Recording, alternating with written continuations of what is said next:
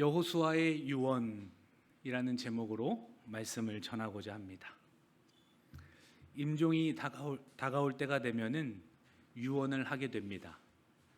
내가 이제 곧 하나님 나라에 갈 터인데 우리 자녀들에게 내가 어떠한 이야기를 해 주어야 하는가? 정말 자녀에게 무엇을 내가 이야기해 주고 싶은가? 이러한 마음의 생각들이 자리 잡지 않겠어요? 그때가 되면은 가장 사랑하는 가족들과 또 친척들과 지인들에게 그동안 하지 못했던 말들, 미안한 말들, 앞으로 꼭 잊지 말아줬으면 하는 그러한 이야기들을 이야기하게 됩니다. 하나님과 동행한 삶을 살았던 사람일수록 하나님에 관한 이야기를 할 것이고, 하나님과 멀어졌던 삶을 살았던 사람일수록 하나님과는 관계없는 이야기를 하지 않겠어요? 마지막 숨을 거두는 그 순간에 우리에게 무엇을 유언하겠느냐라고 물어보신다면 우리 성도님들은 어떤 말로 사랑하는 자녀에게 또 사랑하는 가족들과 교우들에게 전달을 하시겠는가라는 거죠. 오늘 말씀을 대하시면서 나는 마지막까지 한마디만 할 수 있다면, 한 가지의 가르침을 주고 싶다면 어떠한 가르침과 유언을 할지 마음속에 한번 생각해 보시고 오늘 마음밭에 새기시는 우리 성도님들 되시기를 간절히 바랍니다. 여호수아는 이스라엘의 모든 전쟁과 정복을 다 마무리하였습니다. 24장에 와서는 이제 마지막 유언을 하고 있는 순간이기 때문이죠. 죽음을 앞두고 온 백성 앞에서 마지막 유언과도 같은 신앙적인 요청을 자녀들과 공동체와 온 이스라엘 백성들에게 하고 있는 장면이다라는 겁니다. 여호수아는 단지 감정에 호소하고 있는 것이 아니에요. 그동안 이스라엘 백성들을 어떻게 인도하셨는가? 그 하나님이 우리를 어떻게 구원하셨는가? 이 실제적인 역사를 근거로 백성들에게 하나님만을 섬길 것을 결단하고 촉구하고 있다라는 거죠. 일생 동안 여호와 하나님의 손에 붙들린 바 되었고 하나님과 동행하면서 살아갔던 여호수아는 마지막 그 순간에도 하나님의 역사를 증거하고 그분 앞에서 진실하게 살아갈 것을 촉구하고 있다라는 겁니다. 마치 이것은 신약에서 복음이 선포된 이후에 그리스도를 따를 것인지 아니면 세상을 따를 것인지 묻는 것과도 같다라는 거죠. 이스라엘 백성들에게 애굽의 신을 버리고 가나안 땅에 있는 이방 신을 버리고 여호와 하나님만을 선택하라 라고 말씀하지 않습니까? 동일하게 오늘을 살아가고 있는 우리들에게도 이 세상에 있는 가치와 시대적 사조와 어떠한 그런 주의에 매몰되지 않고 그런 것들을 배격하며 여호와 하나님만을 섬길 것을 동일하게 묻고 요청하고 있다라는 거죠. 그러므로 돌아오는 한 주도 다른 어떤 시대적인 사조와 풍조에 휩쓸려서 살아가는 것이 아니라 여호와 하나님만을 섬기겠노라, 그분만을 가장 중심에 두고 살아가겠노라 믿음으로 고백하시고 결단하는 우리 모두가 되기를 주님의 이름으로 간절히 축원합니다. 함께 인사하기를 원합니다. 여호와만을 섬깁시다. 인사합니다. 여호와만을. 아멘. 그러한 믿음으로 우리가 돌아오는 한 주도 살아가야 할 것입니다. 우리 14절 말씀을 함께 읽습니다. 시작. 그러므로 이제는 여호와를 경외하며 온전함과 진실함으로 그를 섬기라. 너희의 조상들이 강 저쪽과 애굽에서 섬기던 신들을 치워버리고 여호와만 섬기라. 아멘. 여호수아는 이제는 좀 버려라. 이스라엘 백성들에게 죽기 전에 유언을 하고 있습니다. 왜 이스라엘 백성들이 아직까지 이방 신들을 못 버리고 계속해서 주머니에 넣고 다니고 또 가슴속에 품고 다니고 왜 읊으면서 다녔습니까? 애굽에서 종살이 했을 때 부모님들이, 조상들이 다신교를 섬겼죠. 애굽이 다신교를 섬기는 국가 아니었습니까? 무려 400년이나 노예 생활을 했던 사람들이 이스라엘 백성입니다. 뼛속 깊이 이방신을 섬겼던 사람들이 조상들이고 부모들이고 또 본인들이었기 때문에 이방신을 아무리 버리려고 해도 버릴 수가 없었던 그러한 신앙의 상태가 이스라엘 백성들이었죠. 노예 생활을 하는 동안 400년 동안 익숙해진 겁니다. 몸에 벨 대로 벤 거예요. 바알 신과 아스다로 신과 또 금송아지와 여러 가지 10가지 재앙을 통하여서 드러났던 이방신들, 이 온갖 잡신들을 다 섬기고 있던 사람들이 이스라엘 백성이 아닙니까? 거기에다가 가나안 땅의 토속민들이 섬기고 있었던 그 신들까지 합한다면은 여호와 하나님을 제외한 5만 가지 이방신들을 다 이스라엘 백성들이 그대로 섬기고 있었다라는 거죠.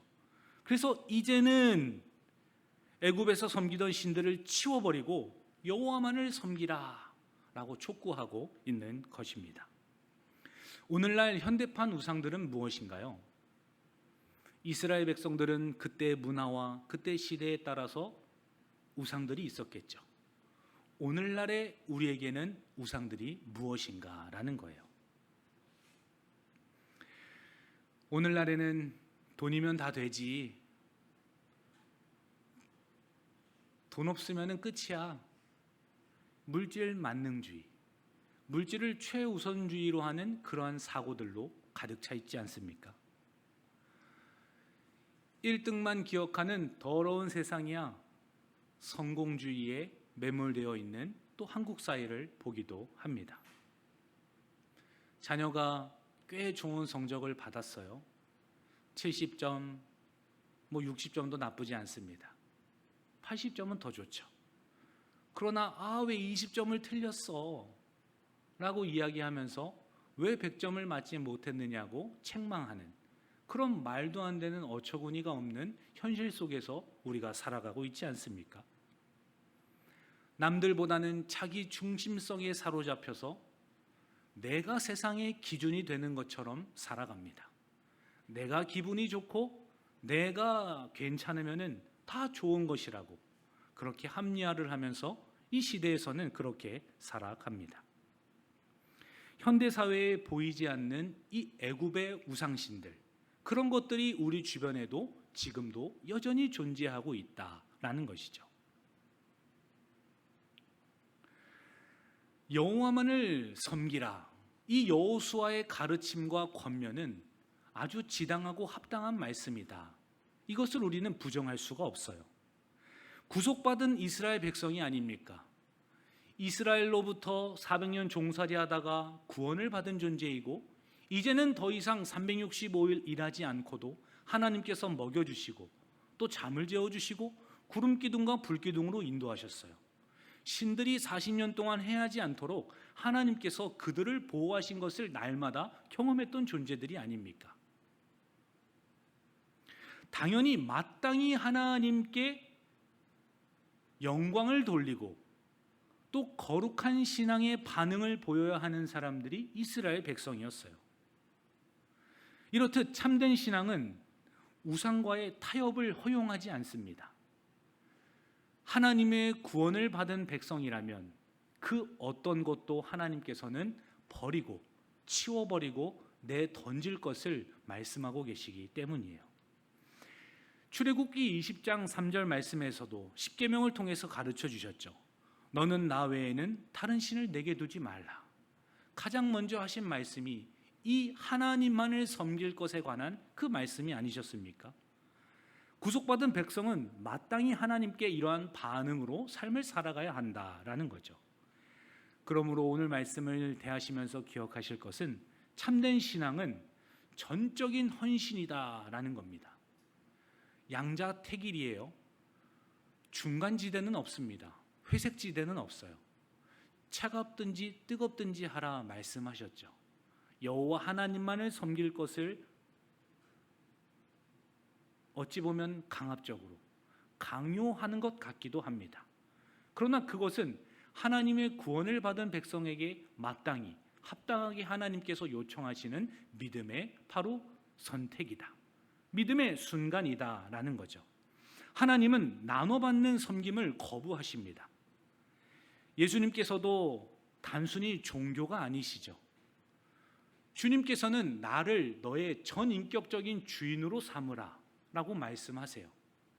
어떠한 기독교에 갇혀 있는 하나님과 예수 그리스도가 아니라 너의 삶의 전부를 다 걸고 바쳐서 주인으로 삼아야 하는 분이 바로 그리스도다라는 것을 가르쳐 주지 않으십니까? 마태복음 22장 37절 말씀에서도 내 마음을 다하고 목숨을 다하고 뜻을 다하여 주 너의 하나님을 사랑하라 말씀하셨어요. 어떠한 사소한 부분이나 일부분은 너의 것으로 내비둬도 괜찮아, 이러한 것이 아니라 전적으로 목숨까지도 다 하나님께 사랑하고 섬길 것을, 뜻을 다하여서 주님 앞에 나올 것을 전인격적으로 요구하고 계시다라는 겁니다. 하나님을 절대적으로 신뢰하는 것을 요청하시고 또 거짓없는 전심으로 하나님 앞에 순종하기를 우리 말씀을 통해서 오늘 가르침받고 있다라는 거예요. 사람의 제일되는 목적이 무엇입니까? 하이델베르크나 또 솔교리 문답, 데오리 문답이나 다른 문답서나 신앙 고백서에서도 하나님을 영화롭게 하고 그분을 영원토록 즐거워하는 것, 그분께 무엇을 먹든지 마시든지 하든지 영광을 위하여서 어떻게 할까 고민하면서 그분의 살아계심을 경험하고 그분이 공급해 주시는 은혜로 즐거워하는 인생, 그것이야말로 우리의 가장 큰 목적이라고 가르쳐 주지 않습니까? 이것은 합당한 주님의 가르침과 말씀이다라는 거죠. 그런 믿음의 신앙의 결단을 촉구한 다음에 이 여호수아는 무엇을 가르쳐 주고 있습니까? 그 시작점은 그 여호와 하나님만을 섬기라, 그 시작점이 바로 가정부터이다. 가정에서부터 그 시작점이 출발이 된다. 이것을 가르쳐 주고 있는 것이죠. 우리 15절 말씀 이어서 함께 읽습니다. 시작. 만일 여호와를 섬기는 것이 너희에게 좋지 않게 보이거든 너희 조상들이 강 저쪽에서 섬기던 신들이든지 또는 너희가 거주하는 땅에 있는 아모리 족속의 신들이든지 너희가 섬길 자를 오늘 택하라. 오직 나와 내 집은 여호와를 섬기겠노라 하니. 너희들이 보기에 여호와를 섬긴다는 것이 무가치하게 여겨지거든, 아무 의미가 없고 도움이 되지 않는다고 생각하거든 그대로 이방신을 믿어도 괜찮다. 그러나 너희들을 구원하신 여호와 하나님을 내가 너희들에게 가르쳐 주었고 너희들이 지금 목도한 바대로 여호와 하나님께서 살아계심을 너희가 확신한다면 나처럼, 나와 내 집안처럼 너희도 여호와 하나님만을 섬기기를 원한다. 그런 주옥과도 같은 유언의 말씀을 지금 이스라엘 백성들과 그 가족들 앞에서 하고 있는 것 아닙니까? 그 시작점이 바로 나와 내 집은 여호와를 섬기겠노라 하니 라는 그곳에서부터 출발하고 있다라는 겁니다. 여호수아는 가정 단위의 신앙을 결단하고 이끌어내야 할 것을 촉구하고 계세요. 특별히 이 구약에서는 가장들의 역할이 막중한 책임감을 갖고 있지 않았습니까? 이 가장들을 향하여서 가정 단위의 신앙의 책임이 너희들에게 있음을 여호수아가 강하게 권면하고 있기도 하는 것이다 라는 거예요.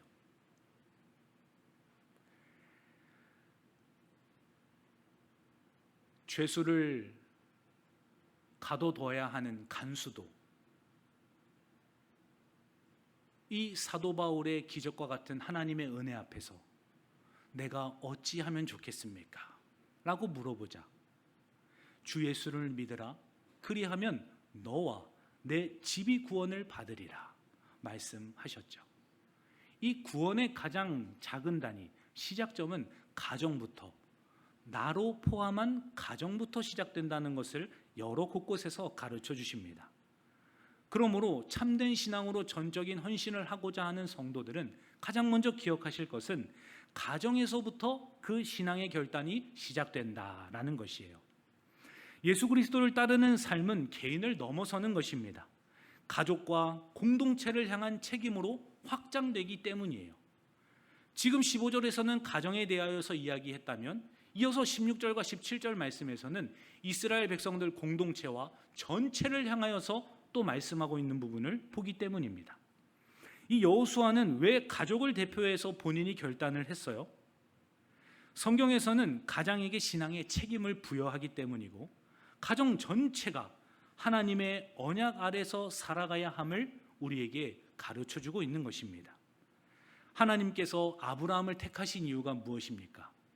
소돔과 고모라를 심판하지 마시기를 아브라함이 간절히 하나님 앞에 기도하죠. 그럴 때 하나님께서 아브라함에게 나타나셔서 내가 너를 왜 택하였느냐 물어보십니다. 창세기 18장 19절이에요. 내가 그로 그 자식과 권속에게 명하여 여호와의 도를 지켜 의와 공도를 행하게 하려고 그를 택하였나니 이는 나 여호와가 아브라함에게 대하여 말한 일을 이루려 함이니이다.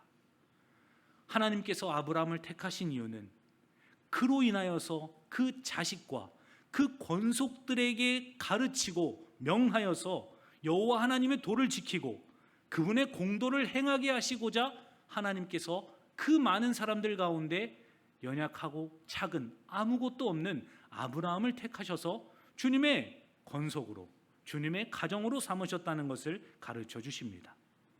그 정도로 이 신앙의 출발점은 가정이 되어야 한다라는 거예요. 오늘날 큰 교회일수록 부서가 나뉘어져 있어요. 주일날 아침에 온 가족이 한 차를 타고 교회로 갑니다. 그리고 각자 부서로 흩어져요. 어린이는 어린이 부서로, 장년은 장년으로, 또 봉사하실 분들은 봉사하는 곳으로. 하루 종일 다른 공간에서 다른 말씀을 듣습니다. 그리고 주일날 열심을 보내다가 이제 집에 저녁에 모였어요. 서로 오늘 하루 동안 뭐 했는지 물어보는데 공감이 되지 않습니다. 어떠한 말씀을 들었는지 서로 다르기 때문에 마음을 헤아리기가 쉽지가 않아요. 돌아오는 한 주 동안 가정이 한 말씀을 묵상하고 그 말씀대로 살았는지를 서로 돌아봐주고 그 안에서 열매가 맺혀지기를 서로 독려하고 기도해 주어야 하는데 오늘날 한국교회는 한 가정이 한 말씀으로 한 주 동안 살아낸다는 것이 어려우리만큼 그러한 시스템 속에서 그러한 환경 속에서 우리가 살아가고 있는 것 아닙니까? 그러다 보니 가정에서는 신앙을 각자 또 교회에게 맡기고 뭔가 누군가는 우리 아이들을 책임져 주겠지 하는 그런 막연한 생각들을 가지고 우리 자녀들을 대하고 있지는 않는가라는 겁니다. 그래서 저도 이번 1년 동안 가장 중점적으로 두었던 것이 가정에서의 먼저 신앙이 회복되어야 하는 것이고 자녀들이 무엇보다 부모님의 가르침에 순복할 수 있도록 그 질서를 잡아가는 것, 그것을 가장 중점을 두고 사역을 했던 것 같기도 합니다. 그 정도로 그 출발점이 가정이 되어야 한다는 것을 우리가 꼭 기억하시고 가정이 견고할 때 공동체로 확장된다는 그 사실을 오늘 마음속에 꼭 간직하시고 우리 자녀들을 말씀으로 믿음으로 주님 안에서 양육하시고 건면하시는 우리 모든 성도님들 되시기를, 또 부모님의 말씀을 잘 귀담아서 순종하고 그분의 명령과 말씀에 순복하며 영광 돌리기를 모든 우리 권속들 가운데 은혜가 있기를 주님의 이름으로 간절히 축원합니다. 주님께서는 가정을 넘어서 그 출발점인 가정을 넘어서 이제는 공동체로 확장하는 것을 보게 하셔요. 이어서 16절 말씀도 함께 읽습니다. 백성이 대답하여 이르되 우리가 결단코 여호와를 버리고 다른 신들을 섬기지 아니하오리니. 17절이요. 이는 우리 하나님 여호와께서 친히 우리와 우리 조상들을 인도하여 애굽 땅 종 되었던 집에서 올라오게 하시고 우리 목전에서 그 큰 이적들을 행하시고 우리가 행한 모든 길과 우리가 지나온 모든 백성들 중에서 우리를 보호하셨음이며. 아멘. 너희들을 택하라. 나와 내 집은 여호와만을 섬기겠다. 그러자 이스라엘 백성들도 우리도 여호와를 버리고 다른 신들을 섬기기를 하지 않겠습니다. 오직 여호와 하나님만 동일하게 섬기겠습니다. 이렇게 고백하지 않습니까? 이러한 하나님의 구속 사역은 가정을 넘어서 회중과 온 공동체로 그 고백이 이어지는 것을 보게 하십니다. 이것이 하나님의 언약 백성으로서의 응답하는 방식이고 또 그리스도인의 그 공동체의 본보기, 그 참된 본질이라는 것을 우리 가운데 가르쳐 주죠. 오늘날 나 혼자만 신앙생활 잘하면 돼, 교회 출석하지 않아도 온라인으로 예배하면 돼, 가난한 성도가 얼마나 많습니까? 교회 공동체를 통하여서 그 신앙이 확장되고 하나님의 영광을 드러내시는 그 하나님의 비밀과 그 신비를 아직 모르기 때문이죠. 교회 공동체에 속한 자가 스스로는 혼자 넘어지고 유혹에 빠지고 쉽게 연약해지나, 교회 공동체를 통하여서 서로 함께 사랑하고 권면하고 때를 따라 또 도와주시는 그러한 은혜로 더 견고해진다는 것을, 더 아름다운 주님의 몸된 교회가 세워진다는 그 신비를 모르기 때문인 것이죠.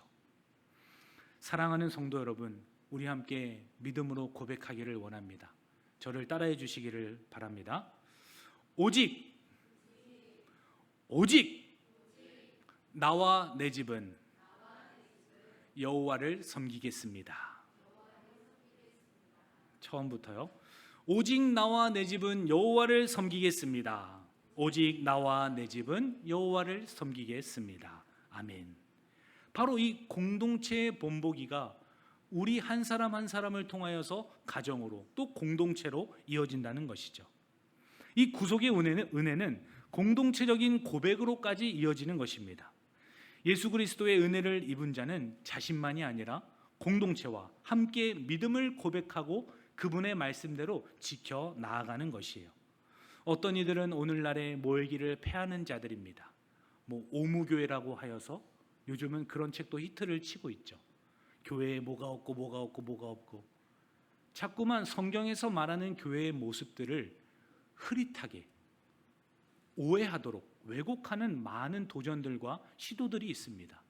그러나 성경에서 가라고 하는 곳까지 가야 하는 것이고 멈춰서야 하는 곳에서 멈추는 것이지, 시대적인 어떠한 흐름 속에서 교회의 모습이 변질되어서는 변화해서는 안 된다라는 거죠. 왜 교회 공동체에서 함께 고백을 해야 합니까? 하나님은 개인만이 아니라 공동체를 구속하시기 때문이에요.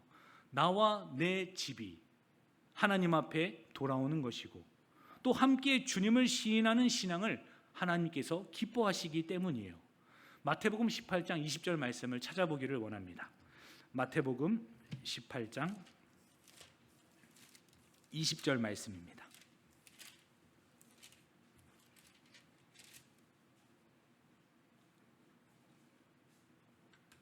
마태복음 18장 20절 함께 읽습니다.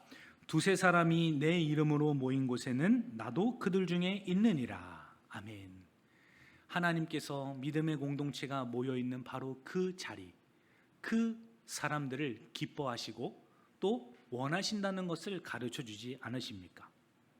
주님께서는 나도 그들 중에 있다라고 말씀하세요. 우리 교회가 얼마나 아름답고 신비로운 곳입니까? 여러 가지 각자 모양이 다르고 생김새도 다르고 환경도 다르고 모든 것들이 같은 게 하나가 없습니다.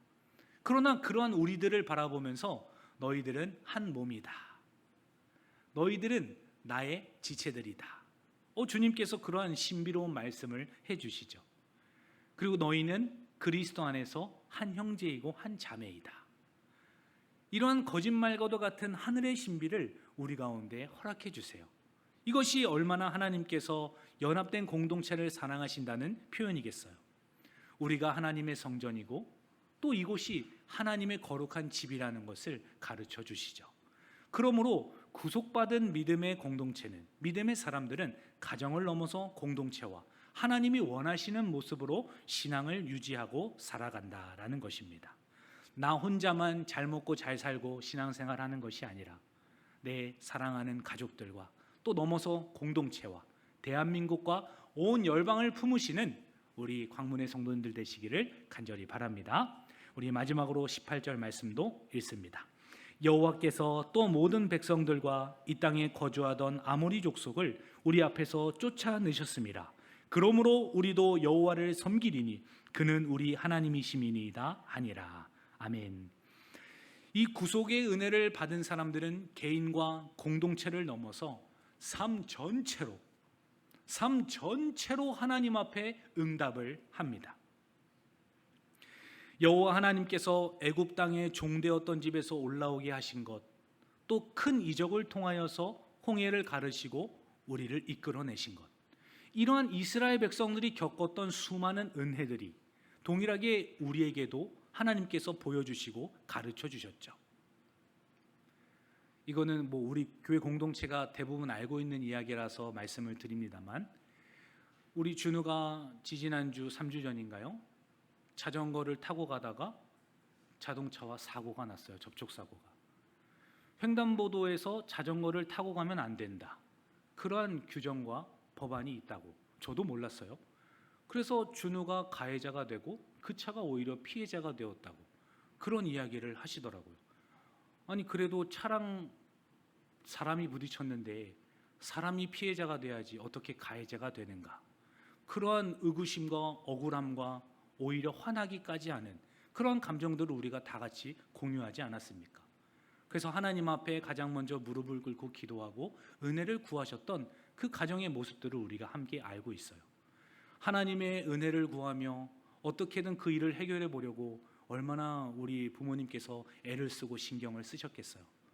근데 하나님께서 기적과도 같이 그 경찰에게 동일하게 전화를 받으시고는 오히려 가해자와 피해자가 바뀌게 되었습니다. 이것을 어떻게 우리가 설명할 수 있겠습니까? 하나님의 이 기적과도 같은 일과 이 삶을 해석하시고 이끌어 가시는 그 하나님을 우리가 어떻게 다 헤아릴 수 있겠는가라는 거죠. 그러한 이스라엘 백성들의 인도하심이 오늘을 살아가고 있는 우리들에게도 동일하게 일어나고 있다는 것을 말씀을 드리고 있는 것입니다. 그러한 하나님의 구원, 그런 하나님의 인도하심, 그런 하나님의 보호와 역사하시는 그 사역 가운데서 우리는 신앙 고백을 하는 것이고, 전 삶을 통하여서 온 인생을 통하여서 하나님께 반응해야 한다라는 것이에요. 하나님의 은혜는 머리로만 아는 지식이 아니기 때문입니다. 삶으로 드러나는 헌신, 삶으로 드러나는 믿음의 반응, 그러한 아름다운 열매로 이어져야 할 것을 주님께서도 가르쳐 주지 않으십니까? 너희들은 단지 애굽에서 이를 기억하고 감사하기만 하여라, 그렇게 말씀하지 않으시죠? 선택하고 섬기고 순종하고 정복하고 다스리고 열매 맺어야 할 것을, 실제적인 삶의 부분들을 드러내야 할 것을 주님께서는 가르쳐 주시기 때문이에요. 그러므로 우리의 몸을 하나님이 기뻐하시는 거룩한 산 제물로 날마다 매순간 분초마다 드리기를 열망하는 그 마음, 그것이 우리의 삶의 가장 우선순위가 되어야 한다라는 겁니다. 왜냐하면 우리는 그리스도와 함께 십자가에 못 박힌 존재이고, 이제는 내가 사는 것이 아니라 내 안에 계신 그리스도와 함께 이 땅에서 살아가기 때문이에요. 그러므로 사랑하는 성도 여러분, 돌아오는 한 주도 이 여호수아의 유언처럼 우리의 마지막 유언이 이 아름다운 고백이 되기를 원하고, 가정을 넘어 공동체를 넘어 나의 전 인격의 삶을 통하여서 여호와 하나님만을 선택하고 섬기기로 결단하시는 그런 돌아오는 한 주가 되기를 주님의 이름으로 간절히 축원합니다. 하나님 아버지, 감사합니다. 오늘 말씀을 통하여서 우리가 마지막 순간에 어떠한 믿음의 고백을 해야 하는지, 그리고 사랑하는 우리 자녀들과 권속들에게 어떠한 말을 유산으로 물려주어야 하는지 깊이 깨닫게 하시고 인도하여 주셨나이다. 나 개인을 넘어서 가정을 돌보게 하시고 또 공동체로 이어지는 아름다운 고백들을 허락하여 주옵소서. 우리의 삶이 날마다 하나님 앞에 흠양하시고 연락되는 인생이 되어지도록 성령 하나님, 돌아오는 한 주도 우리를 붙들어 주옵소서. 감사드리며 살아계신 예수님의 이름으로 기도하옵나이다. 아멘. 우리 4시까지 소그룹 모임 진행하도록 하겠습니다. 오늘 발표는 우리 동우와 준우인데 준비됐어요? 네. 우리 동우도 준비됐어요? 네, 알겠습니다.